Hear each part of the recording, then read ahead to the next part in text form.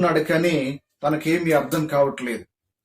చదువుచున్నది ఆత్మ మరి పిలుపును ప్రేరేపించి పలానా చోట దేవుని యొక్క వాక్యం చదువుతున్నాడు, నువ్వు వెళ్ళి అతనికి వివరముగా దేవుని యొక్క వాక్యాన్ని సెలవివ్వమని గ్రహించేటట్లుగా చెప్పమని పరిశుద్ధాత్మ దేవుడు పిలుపుతో చెప్పినప్పుడు పిలుపు వేగముగా వెళ్లి ఆ రథంలో ఉన్నటువంటి నపుంసకుడిని కలుసుకొని అతడు నీవు చదువుచున్నటువంటి దానిని నీవు గ్రహించుచున్నావా అని